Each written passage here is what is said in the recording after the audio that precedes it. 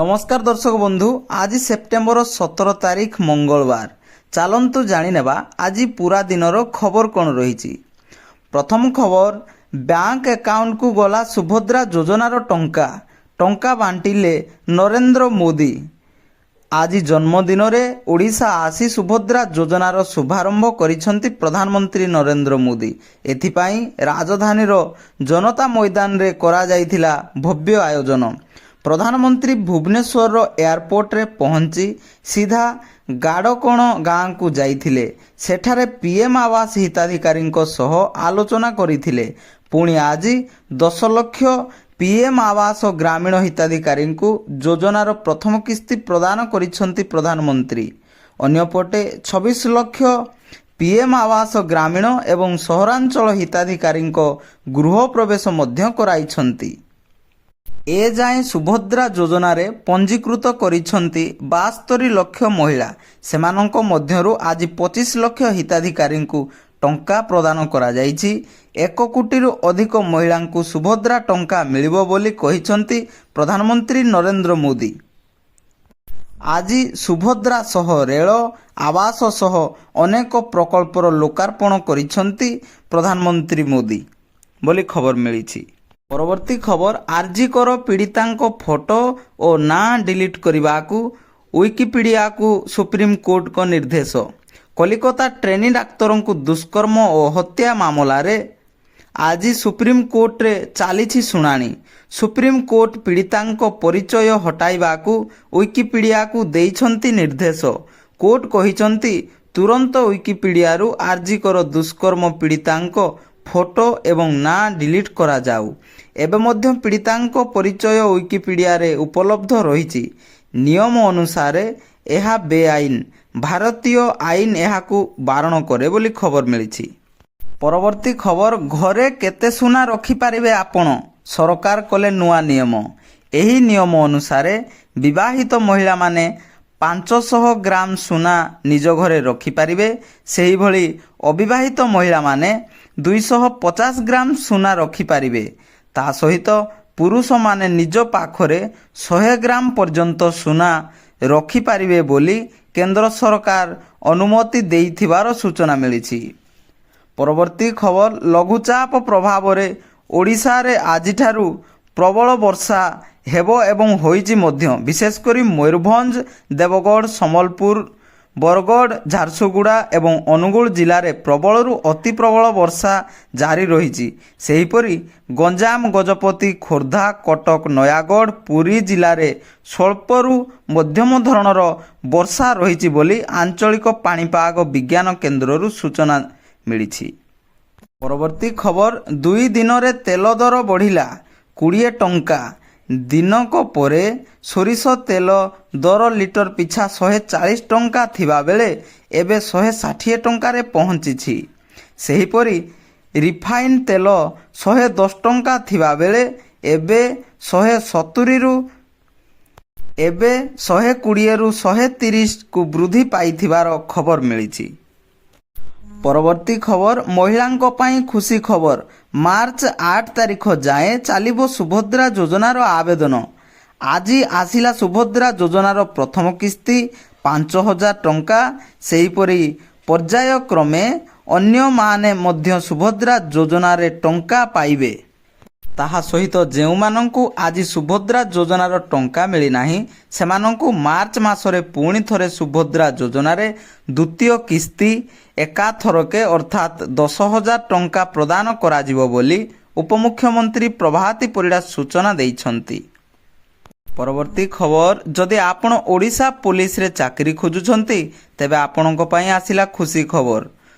Junior clerk ଓ constable ପଦ ପାଇଁ ବିଜ୍ଞପ୍ତି ପ୍ରକାଶ ପାଇଛି।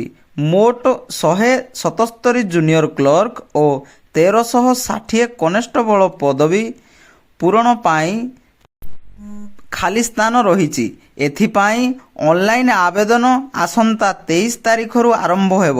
ପ୍ରାର୍ଥୀମାନେ +2 କିମ୍ବା 10ମ ପାସ୍ କରିଥିଲେ ମଧ୍ୟ ଅନଲାଇନ୍ ମାଧ୍ୟମରେ 23 ତାରିଖରୁ ଆବେଦନ କରିପାରିବେ ବୋଲି ଖବର ମିଳିଛି। ପରବର୍ତ୍ତୀ ଖବର, ନୂଆ ସିମ୍ କାର୍ଡ଼ ପାଇଁ ବଦଳିଲା ନିୟମ।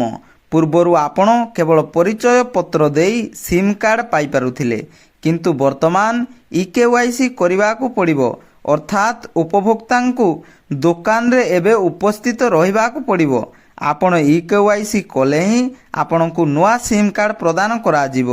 ଏନେଇ କେନ୍ଦ୍ର ସରକାରଙ୍କ ପକ୍ଷରୁ ନୂଆ ନିୟମ ଲାଗୁ କରାଯାଇଥିବାର ଖବର ମିଳିଛି। ପରବର୍ତ୍ତୀ ଖବର, ରୋଗ ବାଣ୍ଟୁଛି କାଗଜ କପ୍ ଚା ପିଉଥିଲେ ହୋଇଯାଆନ୍ତୁ ସାବଧାନ।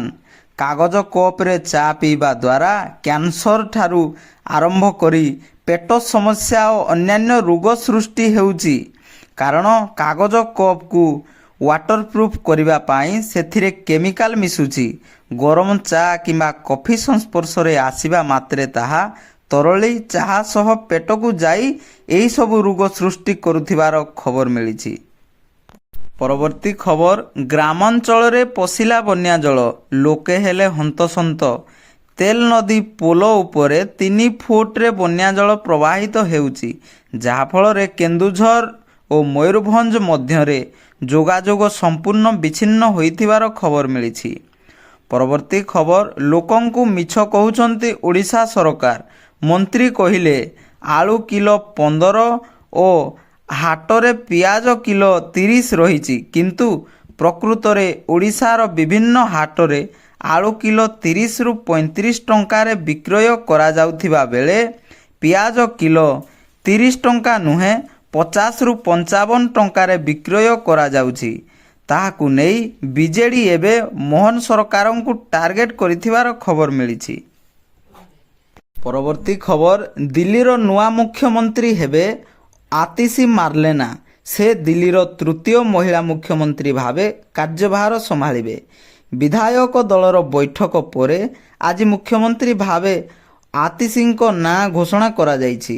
ଆଜି କେଜରିୱାଲଙ୍କ ସିଭିଲ ଲାଇନ୍ସ ସ୍ଥିତ ବାସଭବନରେ ବୈଠକ ପରେ ମୁଖ୍ୟମନ୍ତ୍ରୀ ପାଇଁ ଆତିଶିଙ୍କ ନାଁକୁ ଚୟନ କରାଯାଇଛି।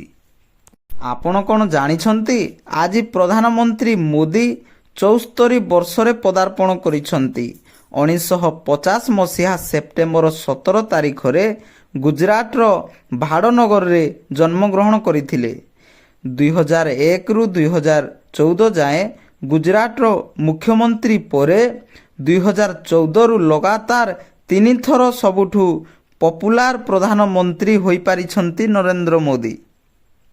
ପରବର୍ତ୍ତୀ ଖବର, ରେଭେନ୍ସା ନାଁ ପରିବର୍ତ୍ତନ ନେଇ ଆନ୍ଦୋଳନ ଓ ବିକ୍ଷୋଭ ଜାରି କରାଯାଇଛି। ଆଜି କଟକ କଲେଜ ଛକରେ ଦଳମତ ନିର୍ବିଶେଷରେ ରେଭେନ୍ସା ଛାତ୍ର ନେତାମାନେ ଏକାଠି ହୋଇ ନାମ ପରିବର୍ତ୍ତନ ବିତର୍କ ଆହ୍ୱାନକୁ ସମାଲୋଚନା କରିଥିଲେ। ଏହାସହ ଛାତ୍ର ନେତାମାନେ ରେଭେନ୍ସାକୁ କେନ୍ଦ୍ରୀୟ ବିଶ୍ୱବିଦ୍ୟାଳୟର ମାନ୍ୟତା ଦାବି ସହ ବିଶ୍ୱବିଦ୍ୟାଳୟରେ ଖାଲି ପଡ଼ିଥିବା ଅଧ୍ୟାପକ ପଦ ପୂରଣ କରିବା ପାଇଁ ଦାବି କରିଛନ୍ତି। ପରବର୍ତ୍ତୀ ଖବର, ପୂଜାରେ ଚମକୁଛି ସୁନା ଦର। ଆଜି ଓଡ଼ିଶାର ରାଜଧାନୀ ଭୁବନେଶ୍ୱରରେ 22 କ୍ୟାରେଟ୍ ସୁନାର ଦର 10 ଗ୍ରାମ ପ୍ରତି 68,640 ଟଙ୍କା ଥିବାବେଳେ 24 କ୍ୟାରେଟ୍ ସୁନାର ଦର 10 ଗ୍ରାମ ପ୍ରତି 774,880 ଟଙ୍କା ଥିବାର ସୂଚନା ମିଳିଛି। ଭିଡ଼ିଓଟି ଶେଷ ପର୍ଯ୍ୟନ୍ତ ଦେଖିଥିବାରୁ ବହୁତ ବହୁତ ଧନ୍ୟବାଦ। ଭଲ ଲାଗିଲେ ଲାଇକ୍ କରନ୍ତୁ, ଅନ୍ୟମାନଙ୍କ ପାଖରେ ପହଞ୍ଚାଇବା ପାଇଁ ସେୟାର କରନ୍ତୁ ଏବଂ ଏହିଭଳି ଇନଫର୍ମେସନ୍ ଡେଲି ପାଇବା ପାଇଁ ଚ୍ୟାନେଲଟିକୁ ସବସ୍କ୍ରାଇବ୍ କରିନିଅନ୍ତୁ। ଜୟ ଜଗନ୍ନାଥ।